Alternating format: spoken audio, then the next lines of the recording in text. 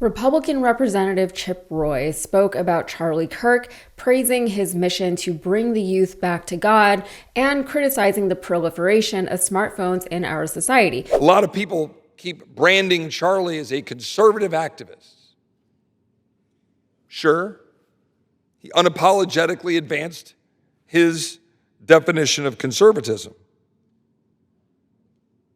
But remember, as I said, when he tried to define that conservatism,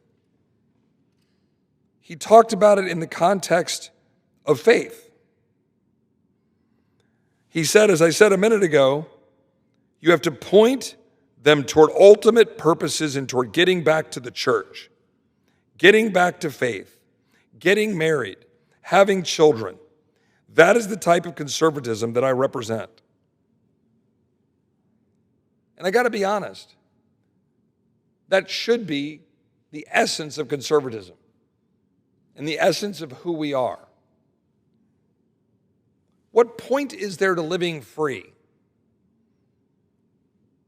if you're not advancing toward the kingdom of God? Charlie had courage to speak to this, to raise these issues to a lost generation, consumed into devices that are destroying the minds of our youth. Devices that I would wipe away from the face of the planet tomorrow if I could. I would. God's honest truth. The Amish are onto something. So he's making 2 points. One is that the youth are too consumed with their devices, and that's not something I'm disinclined to agree with personally, though I don't think it's just the youth that are overly consumed with their devices. That is an interesting statement coming from a congressperson, however, because we all know how entrenched our government is with big tech. We all saw the tech CEOs in the front row at Trump's inauguration, the second inauguration, and we just saw all of them dining with the president, just earlier this month.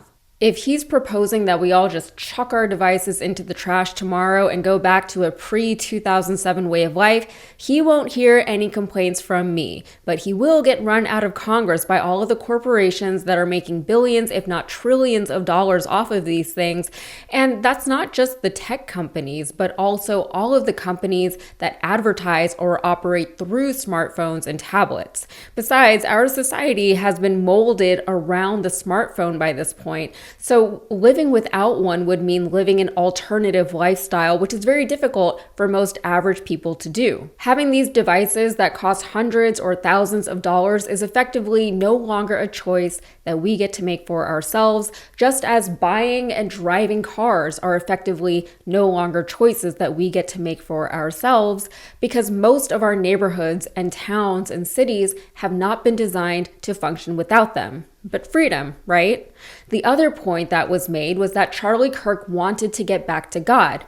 Fine. That is a fine stance for Charlie Kirk to have had. It doesn't align with my personal beliefs, which is probably why I never consumed a lot of Charlie Kirk's content when he was alive, but I have no problem with other people believing that. I do have a problem when a member of our federal government says that our nation's politics should be more aligned with that particular belief system, because now I'm concerned about the separation of church and state. And I say now, but I have been concerned about it for a while. I live in Texas, after all, a state where that separation functions more as a suggestion than as something that was actually entrenched in our nation's founding. Americans have the right to choose which religion they practice, and that includes the right to not practice any religion at all. And while Chip Roy is not advocating here that the federal government should declare Christianity to be our nation's official religion, and while he isn't advocating that people should be persecuted or anything like that for not practicing Christianity, he's not so far off from doing so. Other Republicans have said far worse than what Chip Roy is saying here, and as we've all seen, many of the decisions that are made for the general secular public are being made by religious zealots who take no pains to disguise their religious motives. We all knew that Project 2025 was the game plan from the very beginning. None of us should be surprised by any of what is happening right now. Freedom of choice is what is at stake in this country. Some people don't want to say that this government is fascist, but some will concede that this government does sometimes do things that are a little fascistic.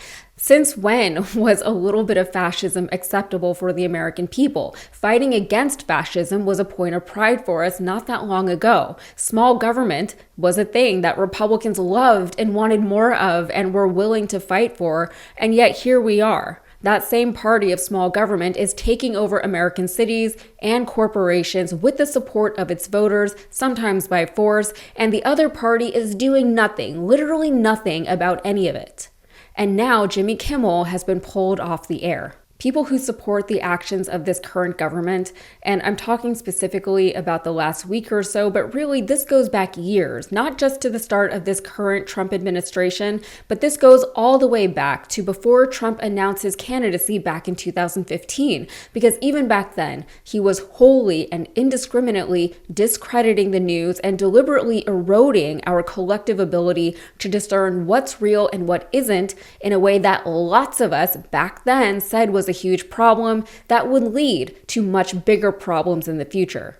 But people who aren't bothered by this latest and most acute crackdown of free speech don't seem to understand what freedom of speech actually is, despite the fact that we have been trying to delineate that difference between cancel culture and the actual infringement of the First Amendment for years.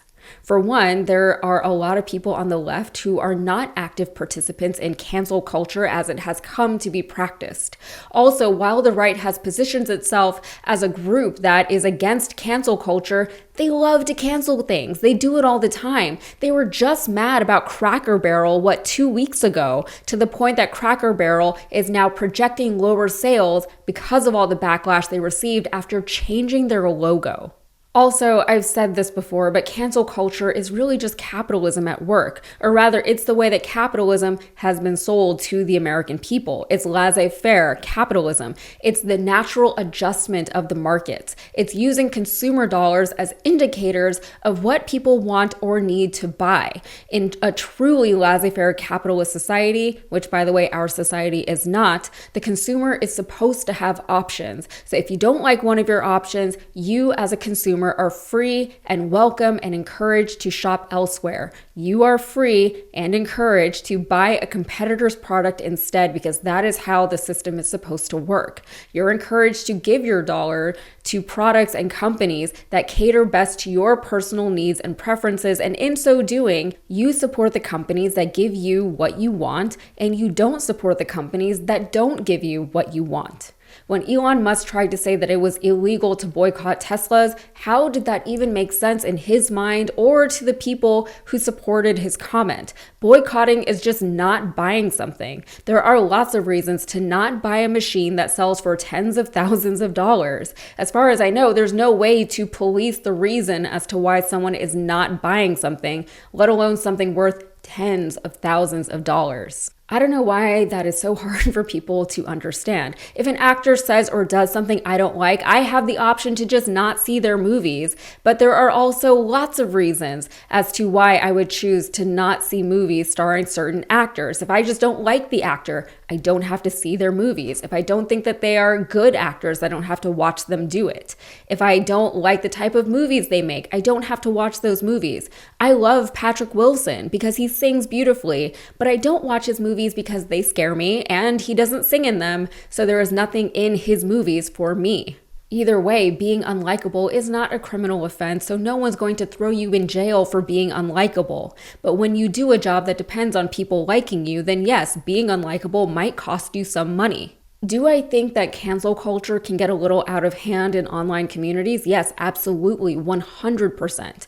I'm not denying that online mob culture or groupthink isn't just super annoying, but it's also potentially dangerous. But unless an illegal act is actually committed, disliking someone vocally and publicly on social media is not illegal. And most importantly, and most crucially, none of it is coming directly from the federal government. The moment it comes from the government, it is illegal and unconstitutional. It is fascism. It is the forceful suppression of opposition. What happened to Jimmy Kimmel is fascism. It is not cancel culture. It came from the government. You can argue all day say that it didn't come directly from Trump, but it did. You know that it did. You know that it came from Brendan Carr, who is the head of a branch of our federal government. You have seen Trump saying that other people that he doesn't like should also have their licenses revoked, that they should also be taken off the air. You've seen his post on Truth Social saying, "Do it, NBC." The corporate executives who made the decision to pull Jimmy Kimmel's show even said that they didn't think what Kimmel said was all that bad, and it really wasn't. But when the head of SEC goes on a right-wing podcast saying that Kimmel needs to be taken off the air or else because he said some things that he and Trump didn't like, when corporate executives and CEOs need the Trump administration's cooperation and approval to make even more money for themselves, and when they do exactly what Brendan Carr said needed to happen, we should be able to see it for what it is. Fascism doesn't always look like big military men stomping into the Disney headquarters with big boots and big guns, demanding that Jimmy Kimmel's show get shut down immediately. It can and does look like what we all just saw happen. The executives pulled Kimmel's show because they were directly and publicly pressured to do so by the government, and they caved under that pressure before they even started to feel that pressure. And now they'll probably lose lots of viewers and subscribers because of it. And I'm sure they knew that when they made the decision that they made, but they probably decided that whatever backlash is coming for them, however many subscribers or even advertisers that they lose, it'll all be worth it if it means that their pending acquisition, a further consolidation of big business, by the way, is approved by the administration. Anyway, I guess stay woke or something. I don't know. All right, that's it for me. If you got anything out of this, please like the video and subscribe to the channel for more. Thanks.